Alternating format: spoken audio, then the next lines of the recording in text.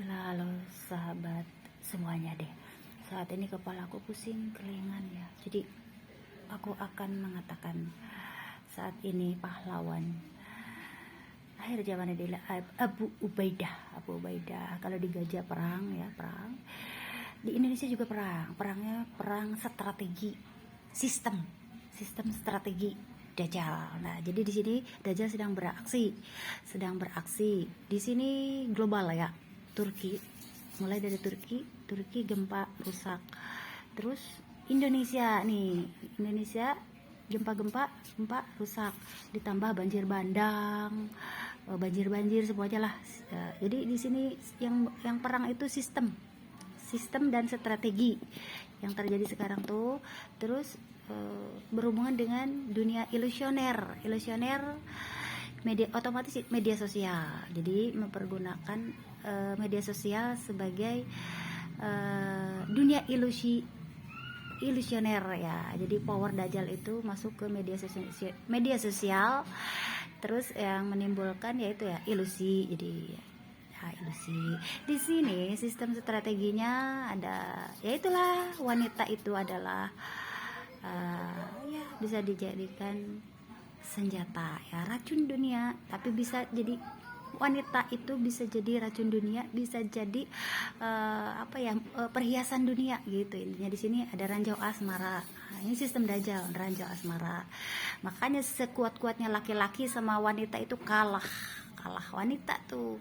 Di sini terjadi perzinahan perjinahan ilusioner ini ya kan. Di dunia ilusioner ya, di dunia ini ada perzinahan ilusioner itu bisa merembet, bisa terjadinya kemungkaran yang besar, bahkan mengerikan, sama sekali mengerikan ya. Di sini ada perzinahan sedarah, family sedarah ya, di ilusioner nih. Ini dunia, aku bicara tentang dunia ilusioner.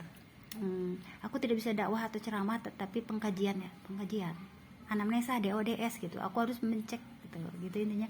Di sini perzinahan itu mau ilusioner tadi kan kita berbicara sistem ya, bisa ayah sama anak, menantu sama mertua, paman sama keponakan nih, paman sama keponakan nih, perzinahan ya, yang artinya kan kerusakan ke sini. Nah, ke sini kerusakan, gempa Indonesia, gempa. Ini jadi sistem strategi dan sistem itu.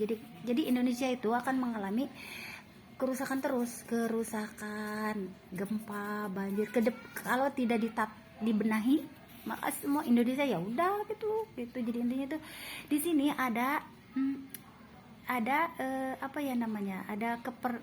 kepentingan pribadi. Di sini tuh ada kepentingan pribadi yang udah mendalam mungkin ya, kepentingan pribadi, tapi ada kepentingan juga yang umum gitu. Kepentingan itu menyangkut politik mungkin ya, politik, dan mungkin ininya tuh pada berpolitik gitu. Jadi di sini udah ada yang mendasar kepentingan pribadi karena udah bucin meren ya, tau lah pokoknya begitulah intinya. Kalau tidak dibenahi ya repot lah, kerusakan terus. Jadinya harus ada kesadaran dari semuanya gitu ya. Di sini kengerian dari sebuah sistem terjadi. Nauzubillah, kalau dunia nyatain nauzubillah ya. Nauzubillah, ini kan dunia ilusioner. Aku bicara tentang dunia ilusioner. Di sini sistem Dajjal kalau gagal, maka akan terjadi pecahnya perang dunia ke-10. Ada berapa perang? Perang dunia ketiga kalau gagal sistem Dajjal. Karena di sini Dajjal belum turun kan ya, Dajjalnya si monster itu belum turun, tetapi ada yang pengendalinya, yaitu orang, manusia lah ya, orang dan suatu negara gitu. Tapi kita tidak menyalahkan, pokoknya aku tidak menunjuk siapa, pokoknya ada orang, pengendalinya orang dan di negara gitulah gitu. Di sini ada antek, bukan antek ya, ada tangan kanan. Ini kan Dajjal, ini ada tangan kanan. Aku harus cepet karena ini videonya takutnya sedikit gitu, maksudnya gini, videonya itu cepet timenya gitu. Jadi ini tangan kanan Dajjal itu yang pelaksananya. Jadi sekarang tuh pelaksananya yang sedang merembet ke sini gitu, melakukan sebuah ilusi. Ini tangan kanan Dajjal itu dikasih kekuasaan gitu, dikasih kekuasaan.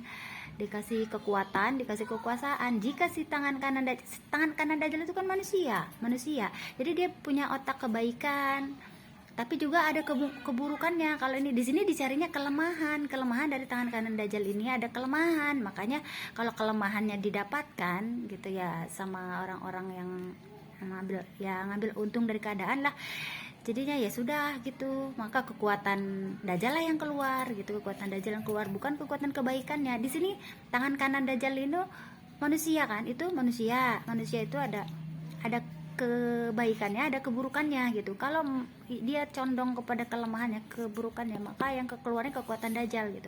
Di sini dia ada punya naluri punya naluri kemanusiaan nih, tangan Dajjal itu kemanusiaan gitu ya.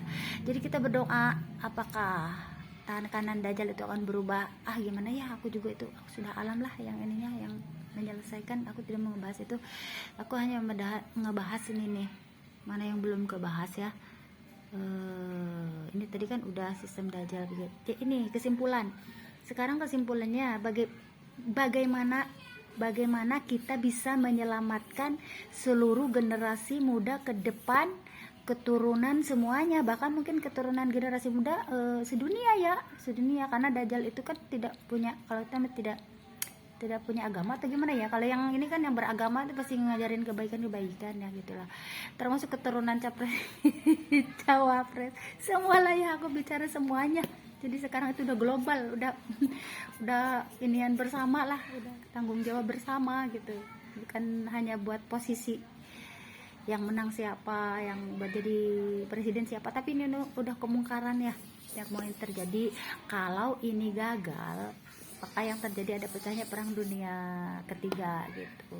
Tapi di sini karena Indonesia itu tidak akan terjadi karena peperangannya antar dukun sama yang kemungkaran dan kebaikan gitu kan. Ilmu ulama kan kebaikan, kalau ilmu dukun kan kemungkaran gitu.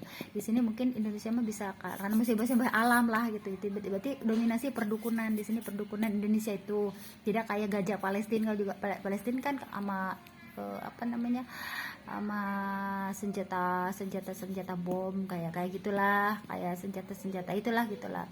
Kalau di sini kan banyaknya perdukunan, jadi digunakannya ilusioner gitu. Kenapa bisa timbul ilusioner di Indonesia? Karena banyak dukun di sini. Dukun kayak gitu tuh. Yang ini sebenarnya harus keikhlasan ngelepas gitu, berusaha melepas. Jadi kalau enggak Maya, kalau enggak ini ya sudah, kita gempa terus. Bahkan Indonesia itu terus. Aku berdoa untuk Turki ya, karena banyak teman-teman di Turki, teman Turki itu, jadi jangan gempa lagi. Tapi di sini bahasnya ke sini gitu, ke Indonesia, karena di sini ada hubungan apa antara Turki dengan Indonesia, itu yang jadi permasalahan, ada apa gitu. Jadi kita harus membenahi semuanya gitu. Kalau yang aku lihat itu harus dibenahi, apakah dari orangnya, ada orang gitu, apa ada hubungan apa seseorang Turki dengan Indonesia gitu ya, apa ada yang diperalat untuk suatu sistem itu, ada enggak gitu.